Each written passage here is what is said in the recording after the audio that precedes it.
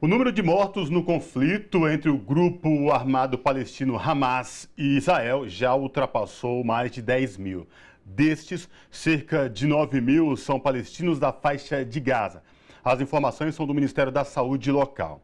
Entre os alvos prioritários de Israel estão hospitais, escolas e campos de refugiados. Além das bombas que caem aos milhares em Gaza, o exército israelense também promove sangrentas incursões por terra. O sistema de saúde em Gaza enfrenta um severo colapso. Falta tudo: comida, água, energia e combustível.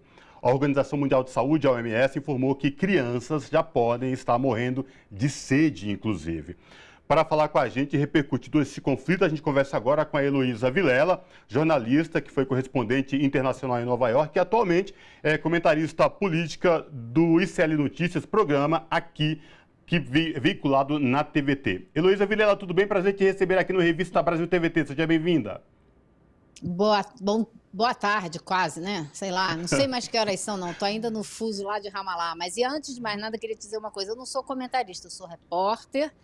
E é isso que eu fui fazer lá no Oriente Médio, né? A gente comenta as coisas que a gente faz, mas eu sou repórter, jornalista. Heloísa, você esteve recentemente lá no Oriente Médio, mais precisamente na Cisjordânia. Queria que você trouxesse um relato para a gente, porque diferente da cobertura tradicional da mídia aqui no Brasil e também no mundo, tem um lado muito que não dá a realidade do que diz respeito a este conflito. Quando a gente fala não traz a realidade, parece que só tem uma versão de um lado que muito se fala de Israel. Você já cobriu em vários momentos crise lá no Oriente Médio, você esteve lá recentemente. Eu queria que você trouxesse para a gente um relato do que você viu e o que você presenciou lá no Oriente Médio. Então vamos lá. Essa foi, na verdade, a minha primeira viagem ao Oriente Médio. Nunca tinha estado na região nem como turista. Eu tenho muita experiência cobrindo eventos nos Estados Unidos, no Canadá, no México, essa região que era a região onde eu mais trabalhava, né? E vi, enfim, cobri coisas muito difíceis, como o 11 de setembro, o furacão Katrina, terremoto no Haiti, por aí vai. E essa cobertura, como você disse, no Brasil e na maior parte do mundo, essa cobertura é toda muito feita a partir do ponto de vista de Israel, porque as empresas mandam seus repórteres para Israel, porque eles dominam o lobby, a narrativa. A gente sabe que o governo de Israel andou pressionando colunistas, redações aqui no Brasil, né, para que maneirassem o tom de quem andava criticando um pouco mais Israel. Então, esse exercício é feito constantemente e o trabalho do governo de Israel junto às mídias do mundo inteiro é constante e tem décadas. E tanto é que eles conseguiram passar para o mundo, criar uma imagem dos palestinos muito negativa, muito negativa. E eu trabalhei numa empresa onde eu vi, ninguém me contou, eu fui obrigada a tirar do texto que eu ia fazer para ir ao ar uma palavra. Quando eu chamava os palestinos de ativistas ou de manifestantes, eu tinha que botar terrorista. Isso é um exemplo pequeno, mas é nesses pequenos detalhes que vai se construindo uma imagem. E isso a imprensa brasileira fez constantemente. Eu, trabalhando na TV Globo, vi isso, foi ordem da direção da casa, na época do Alicama, pessoalmente, que me mandou trocar a palavra que eu estava usando no meu texto, para aí vocês verem a preocupação.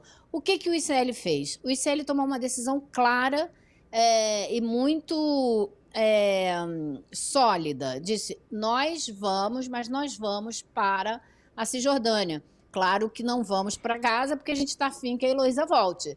Mas a gente vai para a Cisjordânia porque é lá que a gente vai poder dar um outro ponto de vista. Como gosta de dizer o Chico Pinheiro, né? Ponto de vista é aquele lugar onde seus pés estão e é a partir dali que você vê a realidade. Então foi o que a gente fez e eu me sinto assim muito recompensada de ter feito isso, porque realmente me deu um conhecimento concreto que eu não teria e que os nossos internautas ou telespectadores, sei lá como é que a gente fala hoje, né? O pessoal que nos assiste teria. E isso foi muito marcante, porque a resposta que eu tive das pessoas foi gigante. os recados na internet não pararam o tempo todo que eu tive lá, me agradecendo de estar trazendo essa visão que não se tinha. E aí, o que que eu vi, né? E o que que eu testemunhei? Eu testemunhei uma população massacrada há décadas. Eu vou dar um exemplo para vocês de uma coisa que vocês têm certeza que vocês não viram em lugar nenhum da mídia brasileira. Eu fui ao campo eu estou fazendo um ato falho, toda hora eu falo campo de concentração. Campo de Refugiados. refugiados de Jenin, que fica em torno da cidade de Jenin. E nesse campo de refugiados eu fui ciceroneada por uma pessoa que me fez questão de me mostrar tudo que tem nesse lugar e como é que as pessoas vivem. E eu vou dar um exemplo para vocês e a gente pode usar outros depois. Tem um pequeno círculo perto da entrada do campo, onde eles construíram em 2002 ou 2003, se não me engano, uma estátua de um cavalo, feita com sucata de carros e ambulâncias destruídas pelo exército de Israel. Uma delas, uma ambulância do Crescente Vermelho, que eles atingiram e que matou o médico que estava nessa ambulância. Então, junto com um escultor, um artista plástico alemão, crianças desse campo se juntaram e fizeram essa escultura. E um cavalo, porque o cavalo é um símbolo muito forte de liberdade, de altivez. E aí eu tive lá num dia, 3 dias depois os moradores me mandaram as imagens do exército de Israel chegando lá e destruindo, arrancando e levando essa estátua. Então, assim, a gente está falando de uma coisa muito maior, né? Muito mais absurda, dramática, grotesca, inaceitável, que é o genocídio do povo palestino. Mas quando a gente fala, eu pego esse cavalo para dar de exemplo, a gente também está falando da tentativa de destruição do subjetivo do povo palestino, da sua capacidade de expressar através de uma estátua, de uma escultura, o desejo de liberdade. Isso é um assassinato. Isso é um assassinato da subjetividade do povo palestino. Isso é de uma crueldade inacreditável, como também é a notícia que a gente teve hoje, que o governo de Israel decidiu que quem está registrado como morador de Gaza, mas tem a permissão de trabalho em Israel, foi hoje mandado embora de volta para Gaza. Olha o que a gente está falando. Eles foram mandados de volta para Gaza. Na mesma hora, a ideia que me veio, a imagem... Desculpem os judeus que sofreram com o Holocausto, mas a imagem que a gente vê numa hora dessa é o trem indo de volta para a Polônia, para todo mundo ir para o campo de concentração e morrer na câmara de gás. Como assim que eles podem mandar pessoas de volta para um lugar que está passando o que está passando? Mandando para morrer, né? Ou para ser o que sobreviver, ser expulso e morar o resto da vida no Egito. Então, assim, são muitas dimensões, né? Muitos exemplos dessa tragédia. Não é nenhuma tragédia, na tragédia eu acho que é um terremoto. Isso daí é um genocídio mesmo, é uma limpeza étnica, é um processo, é um projeto que está em andamento e que não é de hoje, para exterminar o maior número possível de palestinos e o que sobrar, retirar do território e anexar tanto a faixa de Gaza como a Cisjordânia. Exatamente, Heloísa, você colocar esse processo histórico, por exemplo, fez 75 anos nesse ano de 2023, o fato de Nakba, que é essa resistência do povo palestino e o ataque genocida que eles já sofrem por todo esse período, digamos assim, são décadas, como você falou, que esse povo vem sido retirado, expulso das suas terras, empurrado para a faixa de Gaza, e agora a gente vê essa movimentação de Israel de também ocupar esse lugar onde, digamos, os palestinos ainda conseguiam sobreviver ali na região. E você comentou sobre a Cisjordânia, o que a gente vem... razoavelmente, de forma muito pontual, ouvindo sobre a região, é que possivelmente há uma possibilidade desse conflito se alastrar para outros países, como a própria Cisjordânia, como o Líbano, a Síria. Eu queria que você pudesse comentar sobre essa possibilidade, o que você sentiu sobre a população da Cisjordânia, sobre esse possível conflito se espraiar para as regiões ali fronteiriças, mas também outros países que não fazem fronteira, como o Irã, também entrar no conflito. Queria te ouvir sobre isso.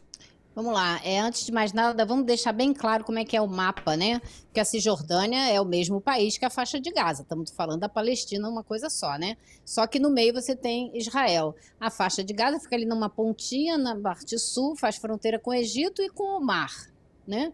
E a Cisjordânia fica do outro lado de Israel e faz fronteira com a Jordânia. Então, na Cisjordânia, o que acontece? Você tem ali também grandes cidades que também têm campos de refugiados em torno delas.